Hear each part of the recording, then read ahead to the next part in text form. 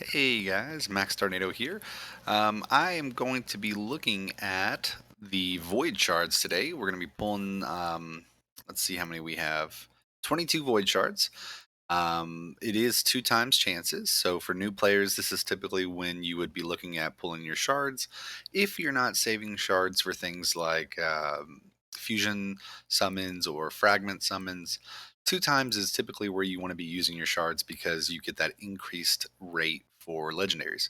So you can usually tell something is happening whenever you are on the bastion screen and you see the glowing light.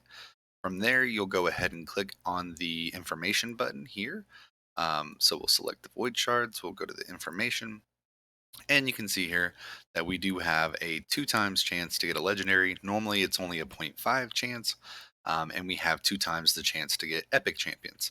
Um, so, as a late mid game player, I am still very much looking for like things like Seer and Madame Ceres, um, Maneater. There's several champions that I would love to get that are void epics, and yeah, so it would obviously be wonderful to get a void legendary as well.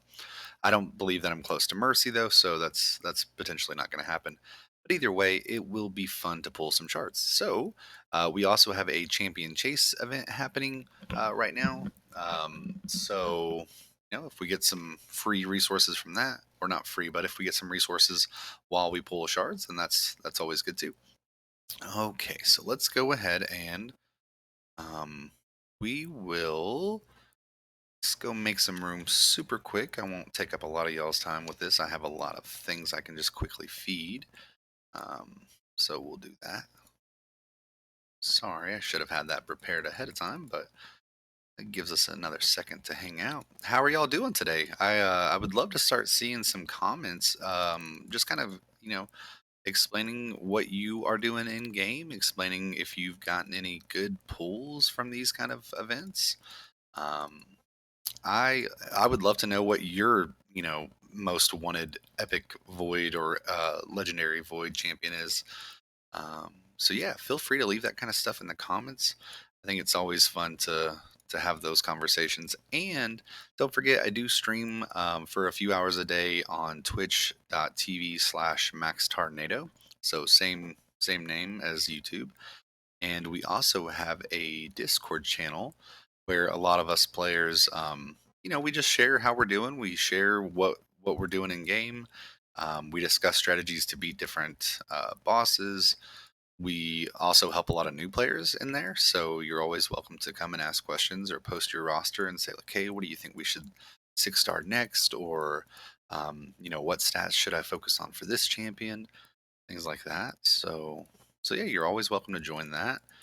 And we're starting to grow a little bit. The Twitch channel has certainly picking up, and so we just want to see the same growth on YouTube. I'd love to eventually be able to start giving away gems and things like that as a content creator, potentially. So, if you guys can help me make that a reality, that'd be super appreciated. Just by liking the videos, subscribing to the channel. So yeah, let's kick it off. Let's see what we get. So we'll pull two shards individual, and then we'll do two 10 pops. Okay, here we go. Okay, obviously there's a lot of good rares that are void. Painkeeper is a really good rare. She can be used heavily in the Dark Elves faction wars, and she's also really good because she has this decreased cooldown of all ally skills by one turn. So I mean, you can use her in a variety of ways. There's some even in-game comps that will utilize one or multiple painkeepers. So definitely good to keep at least one copy of her. I used her in my Faction 21 clear as well. Panthera. Panthera has a cool kind of skill set. So she can do a perfect veil and reflect damage on herself. She can do a heal reduction at a really high chance without having to use books. And then she also does this neat ability where she will decrease stun meter by 3% um, when she attacks three times, which, it's not a terribly high amount. But every little bit helps sometimes. And I felt like she used to have a accuracy lead, didn't she? Kind of weird to not see that. I swear she used to have an aura that increased accuracy. Maybe I'm thinking of something else. But either way, so that's her. And now we can go ahead and do 2 10 pops. Hoping for something good. Hoping for something good. You amazing to pull some decent champions. All right, so we got Broadmaw. Madam Saris, let's go! I've been trying to get Madam Saris for so long. Yes, yes, yes, yes, yes, yes. Awesome, awesome. Okay. Cagebound, pretty bad. Renegade, incredible. If you are a new player and you pull a Renegade, do not feed Renegade. Um, I mean, she is. When we talk about Prince Kaimar being one of the best champions that you can have to help with speed runs or to help you down content just by resetting cooldowns, Renegade is the closest version to a Prince Kaimar as a rare. So decreases cooldown of all ally skills by 2 turns. You can get this down to a 5 turn cooldown. So she's incredible for Spider. She's incredible for Fire Knight. She's a lot of uses in this game. So do not feed your Renegades. Broadmaw, really solid champion for Faction Wars Lizardman. Has a revive. So, you know, you always want to try to have revives in your faction war teams so that way you can get your 3-star clears. Also does the increased crit rate, increased speed. This can be a little bit problematic if you're just trying to run on auto against Valkyrie faction war teams, but and then a freeze on the A1. Madam Saris. Woo, Madam Saris. What an awesome looking champion. Look at her. So the major use for Madame Saris is her removes all buffs from enemies, and so she's heavily used in the arena, even by like in-game players use Madame Saris, right? So does the buff strip, does the decrease attack, decrease defense on all enemies, um, and because this isn't an attack, you actually don't have to stress too much about the accuracy. Um, but here you will obviously use accuracy because she can do the still buffs. She does the attack and then places. So if it ever just says that it places, then that's not where the accuracy comes in. If it's an attack before placing, you do need the accuracy, right? So yeah, Madam Saris, what an incredible champion. Um, Super excited to finally have her. She's definitely new to the roster. Um, Chevalier can be used for the Banner Lords a little bit with a continuous hill, increased defense. So you can definitely see some uses there for the faction wars. Towering Titan, I think might be new. Attack one enemy, decrease defense. Attack 4 times at random, 100% chance of placing a provoke on the first hit. Oh, that's not too bad. Okay. Let's see. When ascended, places increased defense on all allies, places continuous heal on this character, as well as a shield. Oh, okay. And gives you an extra turn.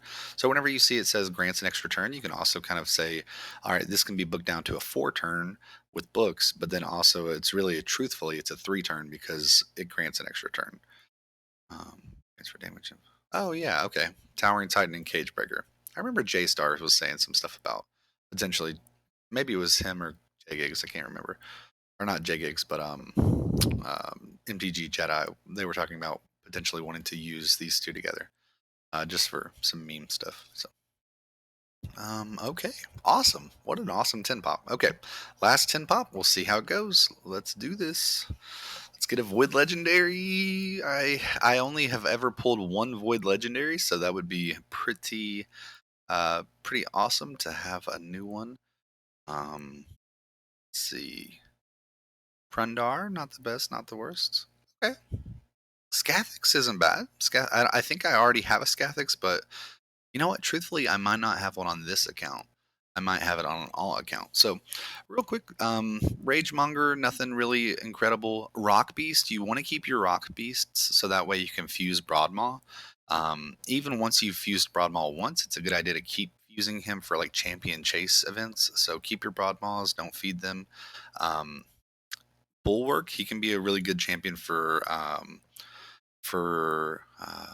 clan boss. So We got the weaken, which is helpful against clan boss. We've got the HP burn, which is really helpful against clan boss, and then also extending duration of all debuffs on the attacker by 1 turn. So that's really really good. So we can start to increase the duration of poisons and HP burns and decrease defense, decrease attack. So bulwark can be used for a lot of really early game players. Um, Amateurine skeleton, terrible. Um, Doom Screech has a neat ability where he places a shield on let's see, is it on him? Okay, this isn't the one I'm thinking of. It's this one. Fills turn meter of all allies by 30% and places increased defense. So this is a really cool ability. It's kind of similar to Seeker, but it's not. We can't use Doom Screech in place of Seeker because it doesn't say grants an extra turn. Um, so we can only get it down to a 3 turn cooldown with books, and Seeker can kind of surpass that. Um, so yeah, Doom Screech, but he's used a lot in Faction Wars. So Fellhound is literally like he is a 5 second campaign farmer. You can get him to where he just spams A1 3 times and he clears the campaign waves in typically 5 to 6 seconds. Um, I currently run a Bellower, so I clear it in like 6 to 7 seconds, and so I haven't invested in a Fellhound. But a lot of players definitely use Fellhound as their campaign farmer. So he does the attacks all enemies. And this is what they would utilize. And then of course he's got his continuous heal, and he's got a block damage buff on an ally. So pretty cool champion. Okay, Prundar. Prundar's got a attacks all enemies and a chance of placing provoke. Does a strengthen and continuous heal, so decent support champion, right? And then does receive less damage whenever enemies under attack or under provoke attack him. Scathix is really solid, right? So we've got a decreased speed here, which is great for Iron Twins. We've got attacks all enemies, chance of stealing 1 random buff, pretty high chance there. Removes all debuffs from all allies, so a full cleanse, and then blocks debuffs and places a shield on all allies. So this is a really solid ability, right? Anytime we can get a full cleanse, like Reliquary Tender, that feels good. Feels good. Places block damage on this champion whenever their HP drops low. So yeah, decent champion, decent pools, right, guys? I'd love to know what you guys got in the comments below. And like I said, it really, really means a lot to me if you guys can subscribe to the channel. I'm going to continue posting content, and I'd love to get feedback from you guys as far as what kind of content you would like to see. I can certainly do tons of free to play series. I love free to play accounts, and I'd be happy to help with new players.